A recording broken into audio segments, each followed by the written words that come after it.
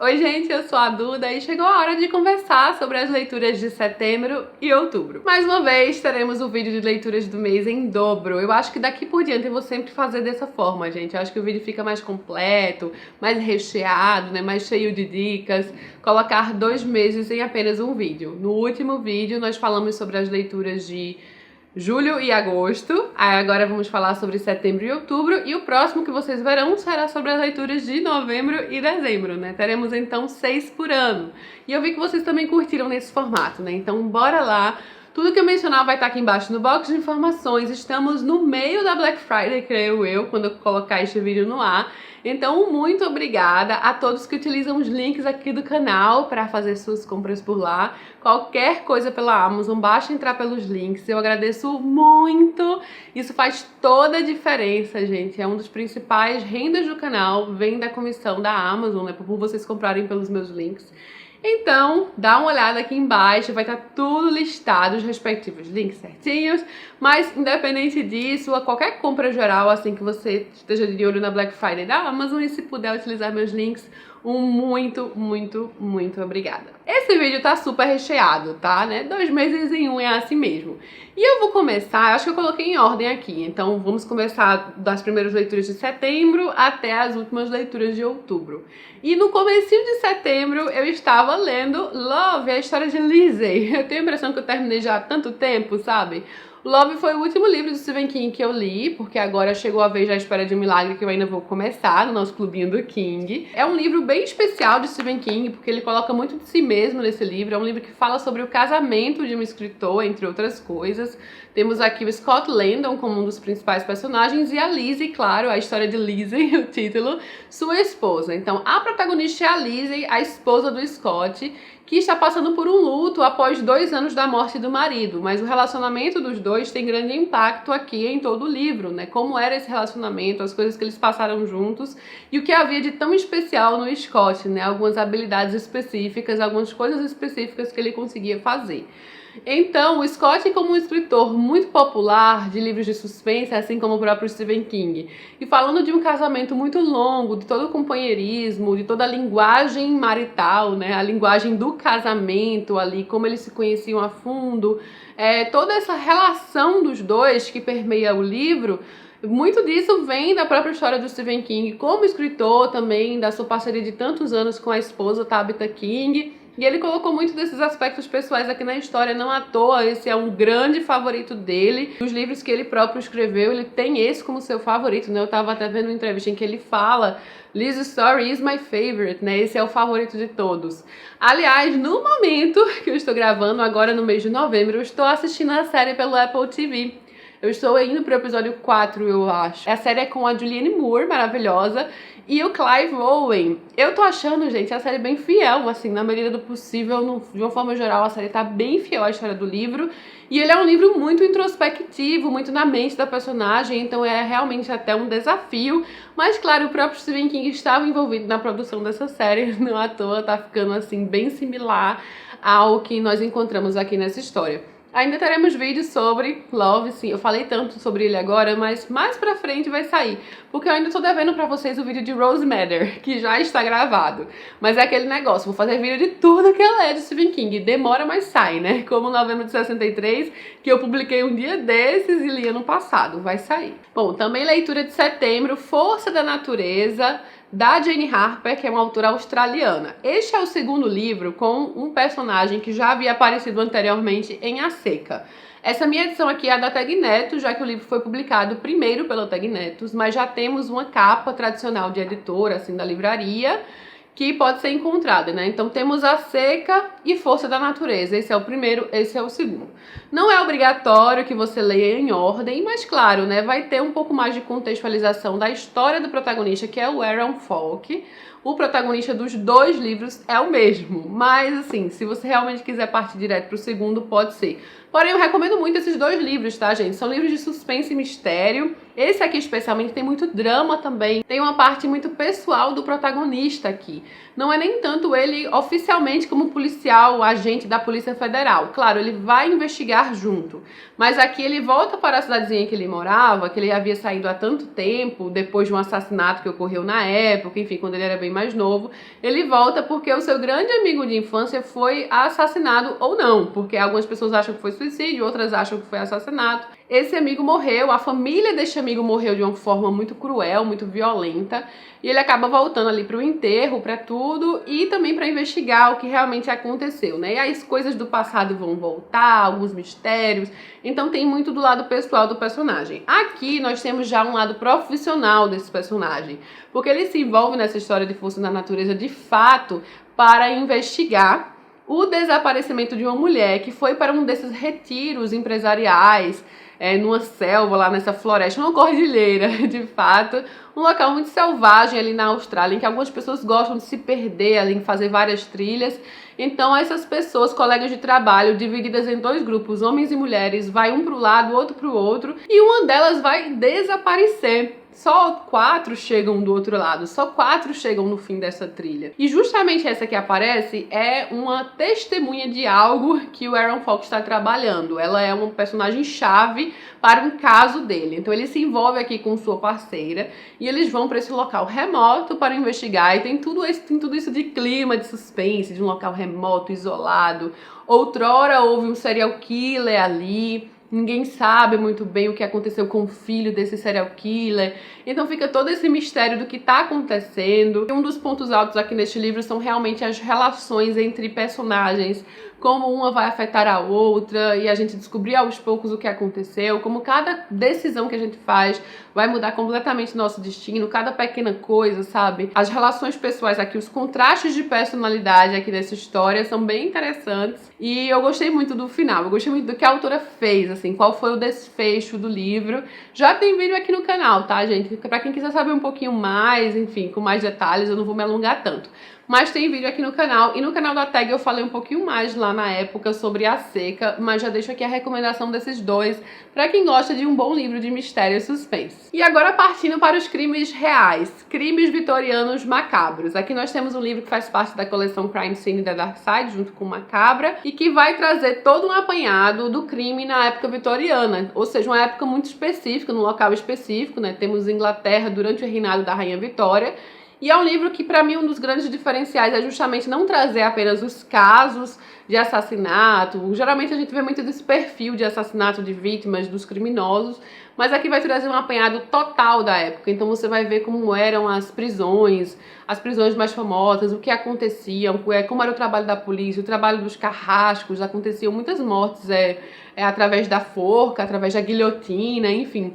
As pessoas eram condenadas à morte, vai passando sobre vários aspectos e, claro, os crimes mais notórios do período, né, os principais criminosos, as principais vítimas, as mais conhecidas. Também um contexto social do período, político, como era a vida ali, como isso influenciava, os bairros mais perigosos, os bairros com maior criminalidade. Você vai ter todo um aspecto geral do crime na época vitoriana. Não à toa o título já é bem autoexplicativo, Crimes Vitorianos Macabros, através de 4 autores especialistas nisso, tá, gente? Então, o livro por dentro tá lindo, eu não quero mostrar tanto porque já tem vídeo aqui no canal. Quem quiser saber um pouquinho mais, é só dar uma olhada. Eu vou deixar todos os links, não apenas para a Amazon desses livros, né, caso você queira já adicionar na sua wishlist ou mesmo comprar, mas também os links para os vídeos que já saíram. Vai estar tudo aqui no box.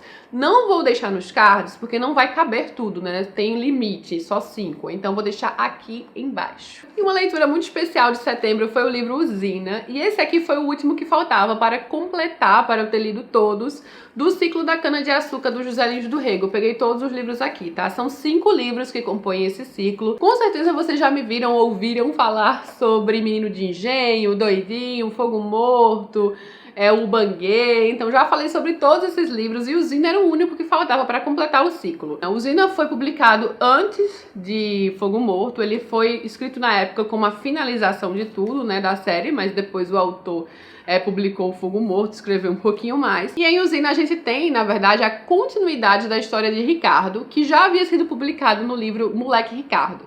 que não faz parte oficialmente do ciclo da cana-de-açúcar. Talvez justamente porque Ricardo saiu do engenho, foi para Recife, então a história dele se passa em outro local, fora desse ambiente de engenho. Eu não acho que tem problema ler direto esse aqui, foi o que eu fiz, eu vi direto para ele, mas claro que eu também quero ler Moleque Ricardo, com certeza, deve ser um livro incrível.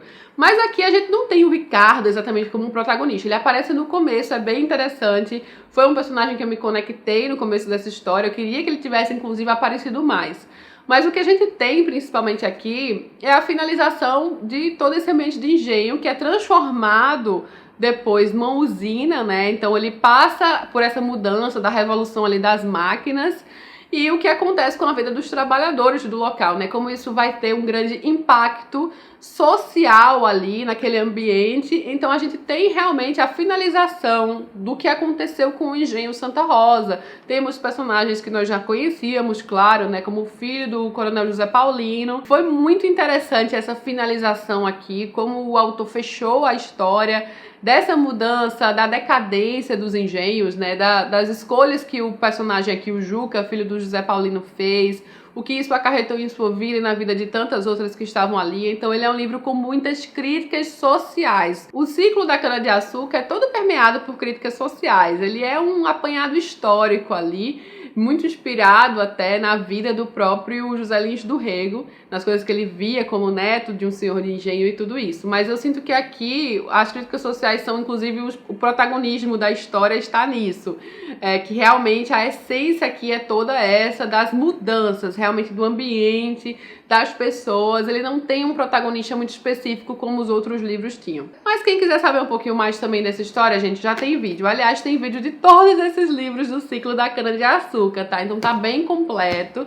Dá uma conferida porque realmente são joias da nossa literatura. São livros com grande importância histórica, também com personagens inesquecíveis, aqueles que causam impacto na nossa vida como leitor. Então recomendo demais. E o Ágata do mês não pode faltar. Então no mês de setembro, o Ágata foi Um Mistério no Caribe, um caso com Miss Marple. Aqui nós temos Miss Marple, essa adorável velhinha detetive de férias no Caribe, neste ambiente ensolarado, com drinks. Só que acontece uma morte. E eu digo uma morte porque não se sabe se era assassinato, mas a gente tá falando de Agatha Christie, então é assassinato, né?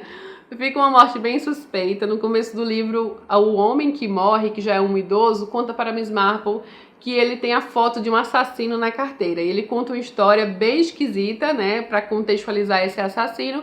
E logo depois ele morre e a foto desaparece. E claro que Miss Marple vai ficar com isso encucado na cabeça. Começam aí todas as intrigas, a gente conhece o grupo de personagens que cercam Miss Marple ali, esses turistas, quem eles são. Um dos grandes diferenciais desse livro é já contar meio que o modus operandi do assassino desde o início da história, né, quando o personagem que foi assassinado conta pra Miss Marple sobre ele, então a gente já tem isso na cabeça, e por isso pra mim ele é um livro bem previsível em vários sentidos, mas é um livro divertido por se passar nesse ambiente ensolarado, no Caribe, por trazer Miss Marple como uma das protagonistas presentes de fato na história, né, já que em muitos casos de Miss Marple ela fica ali em segundo plano. Eu gosto muito de alguns personagens que passam por essa história, então pra mim foi um livro divertido e rápido de ler. Não é um livro surpreendente de Agatha, não tem assim algo muito uau, nem muito marcante, mas pra mim um bom livro de Agatha Christie. Pra saber um pouquinho mais, confere lá o vídeo sobre ele. Vamos então para o livro que tomou todos os meus primeiros dias de outubro, né? Acho que as 2 primeiras semanas pelo menos, mas sim, em outubro eu li inteiro, talvez em 10 dias, não lembro muito bem, mas eu não demorei tanto assim não, gente. Eu achei um livro bem rápido de ler, para o tamanho desse livro, claro, com a leitura de Villette, do nosso projeto das Irmãs Brontë. Penúltimo livro das Irmãs Brontë no projeto, o último é O Professor, que foi publicado postumamente, será a nossa próxima leitura. E em Villette temos o último livro que a Charlotte Brontë escreveu na vida. Ele é um livro com muitos elementos autobiográficos da vida da própria Charlotte Brontë e traz a personagem principal, a Lucy Snow, indo para Villette, que é essa vilazinha onde se fala francês. Ela sai da Inglaterra, ela não tem amparo de família, ela já perdeu as pessoas, ela não tem muitas perspectivas, e como mulher nesse período isso era bem difícil, né? Então é um personagem que já demonstra muita coragem de ir atrás, fazer algo. Ela não tem exatamente habilidades, nunca trabalhou, mas ela tem que fazer algo com sua vida. Então ela vai para Villette, acaba nessa cidadezinha, e ali ela vai trabalhar numa escola para garotas. No começo, como babá das filhas da diretora dessa escola, até porque ela não tem experiência como professora e ela sequer fala francês. Ela começa a aprender a falar francês quando ela chega em Villette. Só que depois as coisas vão mudando e ela vai tornar-se professora neste local.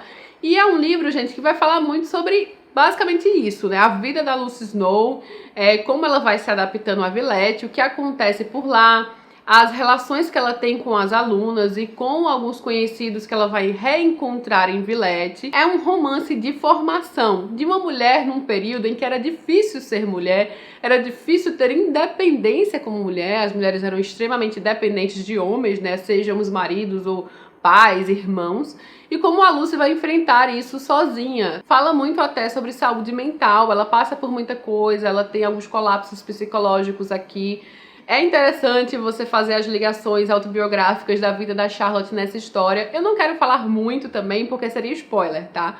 Mas sim, a gente vai acompanhar algumas descobertas, algumas coisas que acontecem com a Lucy por lá, a vida dela, tocando a vida da personagem. Como eu falei no vídeo, eu não acho que ele seja um livro com muitos acontecimentos, mas ele se sustenta bastante na protagonista, na personagem principal, em quem ela é, na sua personalidade interessantíssima, na narrativa, na forma narrativa que também é bem peculiar, né? Ela conta tudo isso depois que aconteceu, mas ela não conta tudo de cara, ela vai soltando aos poucos. Foi imprevisível para mim, tá? Eu não imaginava algumas coisas que aconteceriam nessa história. Então, para ter uma visão mais geral, eu recomendo assistir o vídeo. Porém, o vídeo que eu fiz sem spoilers, tá? Mas eu gostei muito, eu realmente gostei bastante. Falei pra vocês que eu dei 5 estrelas pra ele. Foi um livro grosso, mas bem rapidinho de ler. Eu falei que eu não ia marcar como favorito, mas eu tô até na dúvida, sabe? Porque eu criei uma relação emocional com a personagem e eu sempre lembro desse livro com muito carinho. Eu acho que só enquanto eu estava lendo, eu ficava com essa sensação de que faltavam alguns acontecimentos, que as coisas não estavam acontecendo, assim, não tinham tantas emoções. Mas eu gostei o suficiente, né? A ponto de já ter dito pra vocês no vídeo que eu dei 5 estrelas. E hoje em dia, já depois de ter terminado há um tempo, eu lembro com muito carinho dessa história. E eu gostei muito da Lucy, gente. Então, pra saber mais a fundo, com mais aprofundamento de personagem, de história, confere lá o vídeo. E sim, no final do projeto eu quero e vou fazer um vídeo completo sobre todos os romances das irmãs Brontë, sem spoilers neste vídeo, de uma forma geral, aquele apanhado abrangente, com as características específicas de cada uma das irmãs, o que eu acho desses livros. Então eu tô bem empolgada pra fazer esse vídeo. E vamos para um livro que eu queria muito ler, que eu adoro o filme. Eu estou falando de A Cidade dos Amaldiçoados, do John Wyndham, que é um clássico de horror, de ficção científica. Esse livro está nos 1001 livros para ler antes de morrer, gente. Ou seja, eu já li mais um daquela lista. E eu amei. Eu marquei esse livro como 5 estrelas e favorito. Ele é até mais do que eu pensava, porque ele não é apenas um livro com suspense, essa questão do horror, mas ele tem várias reflexões, inclusive do período também, do ser humano como espécie, como ser humano no planeta, nosso papel aqui, o que nós fazemos, como nos sentimos em relação a outra espécie. E ele foi escrito numa época conturbada de Guerra Fria, o autor passou pela Primeira e pela Segunda Guerra Mundial, então havia todo aquele medo do extermínio da espécie, basicamente, né? Aqui nós temos uma cidadezinha pequena em que, de um dia para o outro, acontece um apagão, a cidade fica fechada e, com o passar dos dias, se percebe que todas as mulheres ficaram grávidas ao mesmo tempo. Então, sim, nós temos aqui essas mulheres sendo utilizadas como hospedeiros, né, para essas crianças que irão nascer. E essas crianças que têm características muito específicas entre si, que têm alguns poderes, são crianças meio bizarras, e o que vai acontecendo com o passar do tempo, né? Então temos aqui muito contraste entre espécies. Sobretudo, eu acho, deixa a pergunta se o ser humano um dia conseguiria conviver pacificamente com outra espécie racional, com outra espécie inteligente, até talvez mais inteligente que os seres humanos, assim, mais evoluídas, quem sabe. Como seria essa interação, se ela seria possível pacífica. Realmente um livro que deixa você pensando sobre várias coisas. Gostei demais dos questionamentos que o autor vai trazer aqui através dos personagens que moram nessa cidadezinha que acaba meio isolada das outras. Mas eu vou fazer um vídeo sobre o livro aqui no canal para aprofundar tudo isso. Só vai demorar um pouquinho ainda, tá? Eu coloquei uma enquete lá nos stories, me segue pelos stories para você participar dessas coisas e várias outras, como ver dicas de ofertas e ver mais do cotidiano. Lá nos stories eu coloquei uma enquete para saber qual vocês queriam primeiro. Vídeo sobre A Cidade dos Amaldiçoados ou sobre o livro O Homem Ilustrado, do Ray Bradbury. Ganhou o Homem Ilustrado, eu nem esperava, tá? Então eu vou primeiro gravar o vídeo sobre o Homem Ilustrado.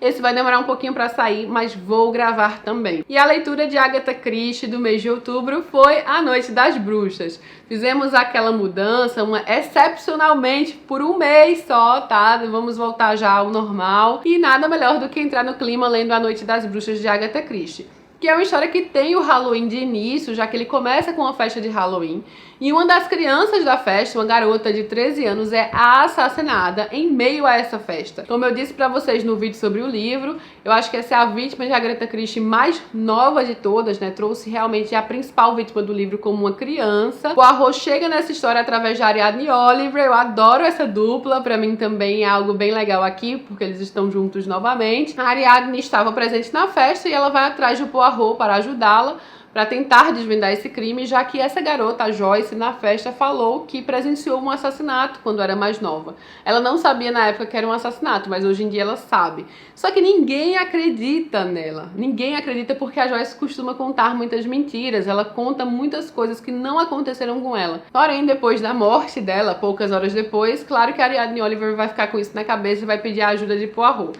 Então, algo bem legal nessa história é que quando Poirot chega nessa cidadezinha, ele começa a desencavar crimes que não tiveram exatamente uma solução satisfatória, que podem ser enquadrados nessas memórias da Joyce. Então tem essa questão ali dos crimes em aberto, algo até que a autora fez um pouco, de certa forma, na morte da senhora McGinty, né? A morte de Mrs. McGinty. Eu gosto desse livro, não é dos meus grandes favoritos de Agatha, mas eu acho um livro bem legal. O fato de ter aquele Poirot com Ariadne, de ter festa de Halloween e também da dinâmica do livro. Ele não tem nada muito uau também, assim como o Mistério do Caribe, mas é um livro satisfatório e bom o suficiente. Uma das leituras mais diferentes que eu já fiz na vida, é um livro que não era nada como eu esperava, O Homem da Forca, de Shirley Jackson. Gente, esse é um livro que eu gostei, mas que eu não recomendo abertamente. É um livro com ressalvas. Eu não acho que seja um livro fácil de gostar. Eu acho que muita gente até vai se decepcionar com ele. Porque, assim, até eu imaginava uma coisa diferente. Eu já li de Shirley Jackson suas histórias mais famosas, A Assombração da Casa da Colina, Sempre Vivemos no Castelo, o conto A Loteria. E são histórias incríveis, são histórias envolventes, com suspense, com um humor meio mórbido, assim, sabe? Uma narrativa já bem peculiar, própria da autora. E aqui, nesse livro, nós teremos isso, uma narrativa bem peculiar, própria da autora, mas, assim, no nível que às vezes é até confuso, até por conta de quem é a protagonista da história. Esse é o segundo livro publicado de Shirley Jackson, ela ainda estava no começo de sua carreira. Pela sinopse, parece uma coisa, né? A gente espera um suspense, uma garota que vai para a universidade, sai de casa. E a Shirley Jackson se inspirou para escrever nesse livro no desaparecimento de uma garota que aconteceu naquela época. Então eu imaginava algo assim, mais suspense. Ele não é exatamente isso. É um livro com uma protagonista com problemas psicológicos profundos. Ela tem, de certa forma, uma dissociação dela no mundo. Eu não sou psicóloga para poder diagnosticar, mas ela não se encaixa muito bem, ela tem essa dissociação dela como pessoa, como ser humano, ela vê as coisas de uma forma muito peculiar, ela passou por alguns traumas, ela passa por uma coisa bem perturbadora aqui no livro, que ela tenta reprimir na cabeça, e aí todo esse cotidiano dela ao chegar na universidade, como será a vida dela por lá. Então ele é um livro mais parado, com uma narrativa até difícil, assim, porque às vezes não faz muito sentido, sabe? Porque a mente dela é confusa. Ela também tem pensamentos suicidas aqui, é importante dizer, né? Pra você já saber. Pensamentos suicidas, coisas perturbadoras passam pela sua cabeça. E você tenta compreender o que ela tá passando, o que ela tá ali contando, e é psicologicamente interessante. Eu gostei da atmosfera, sabe? Eu gostei da imprevisibilidade, de ficar um pouco confusa aqui, meio louca com o livro, mas eu não acho realmente que é um livro que todo mundo vai gostar, muito pelo contrário. Eu acho que é mais fácil você começar a ler e não curtir tanto assim. Ou talvez se você já for sabendo de tudo isso que eu tô falando, né, que ele é um livro esquisito, ele é puramente esquisito, tá? Então, né, quem sabe a sua experiência até seja diferente. Porque eu não esperava o livro dessa forma e eu já tô familiarizada com a autora e é uma das minhas autoras favoritas, gente. Só que eu acho assim muito mais fácil você gostar dos outros livros dela, que eu recomendo mais abertamente. O Conto à Loteria, Sempre Vivemos no Castelo, A Assombração da Casa da Colina. Eles já são peculiares de certa forma, mas são histórias mais populares, né? Mais fáceis de você se identificar se você curte o gênero. Já esse aqui é um livro esquisito, mas eu gostei da esquisitice dele, só posso dizer isso. E eu também li em outubro, né, nesse clima de querer algo meio terrorzinho, só que terror juvenil, tá? Eu li Jogos Macabros, que foi um livro que eu comprei bem baratinho na Amazon, acho que por uns 12 reais, tava na época 14 reais, não lembro. Do R.L. Stine. Eu comprei também porque eu tava assistindo aquela série da Rua do Medo, né? Que tem 3 filmes da Netflix, eu tava bem no clima, comprei o livro pra conhecer um pouquinho mais do autor, que é um autor muito famoso nos Estados Unidos, para jovens, né? Terror para jovens. Ele também é o criador de Goosebumps, que é uma série famosíssima, que já teve série pra TV, enfim, série de livros. Então acho que muita gente já conhece, nem que seja de nome. E, gente, é uma história assim, simples, meio boba, mas eu gostei muito. Porque era exatamente o que eu estava esperando, sabe? Ele não é um livro com aprofundamento de personagens. Ele é um livro que tem aqueles personagens adolescentes que, né, vão, né, de acordo com a sua cabeça no momento, que nem raciocinam muito, não pensam muito.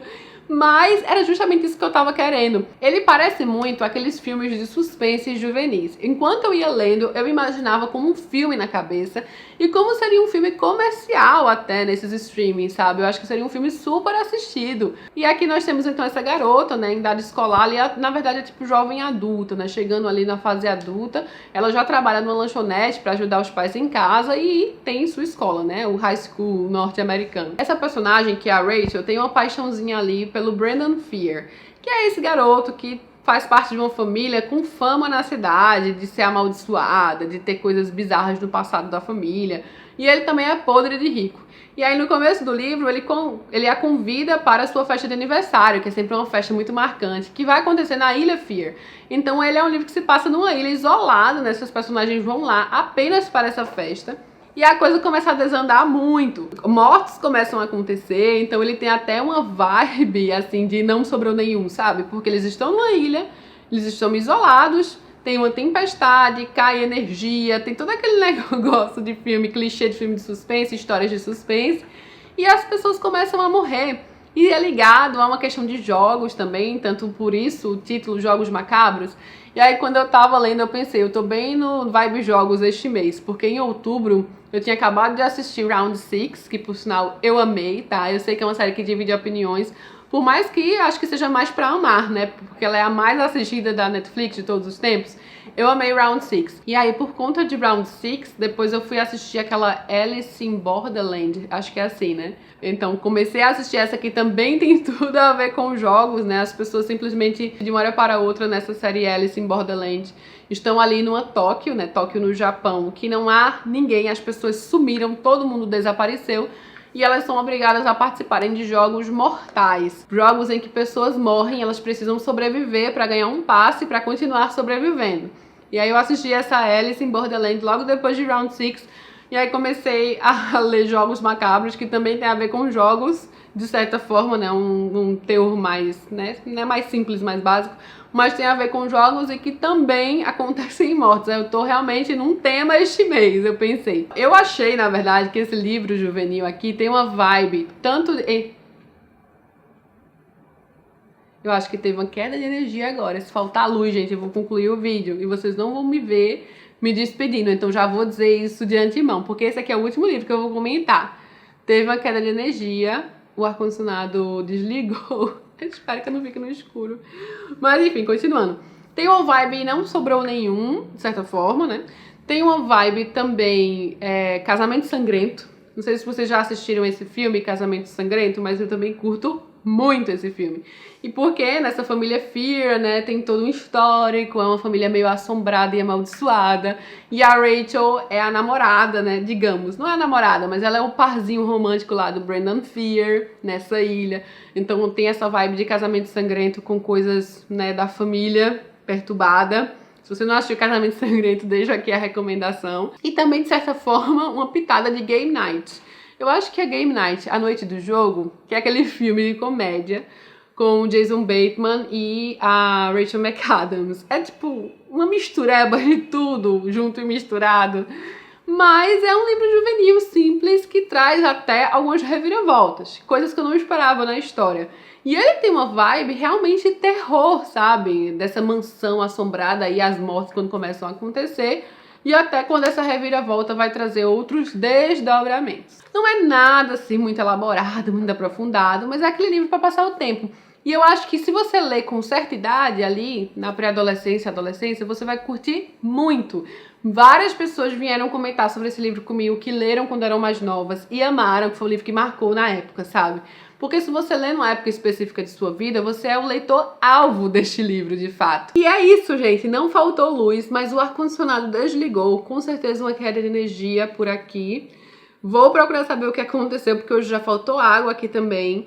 Já passou carro de ovo várias vezes. Minhas ring lights já apagaram algumas vezes. E é isso que acontece quando a gente tá gravando um vídeo. Tudo ao mesmo tempo. Mas chegamos então ao final. Quero muito, muito saber o que vocês acharam do vídeo. Se vocês já leram alguns desses livros. Se querem ler, enfim, deixa aqui embaixo. Me conta também quais foram as suas leituras favoritas de setembro e outubro, o livro que mais marcou, tá? Adoro pegar essas dicas com vocês, assim, dos mais marcantes. Lembrando, todos os links vão estar no box de informações. Não deixa de curtir, curte aqui embaixo, também é importante para ajudar na divulgação do vídeo e do canal. Se assistiu até o final, me conta também aqui. Adoro saber quem assistiu tudo até este momento, olha só, até o finalzinho do vídeo. E se inscreve para receber tudo em primeira mão. Beijo enorme a todos e até a próxima.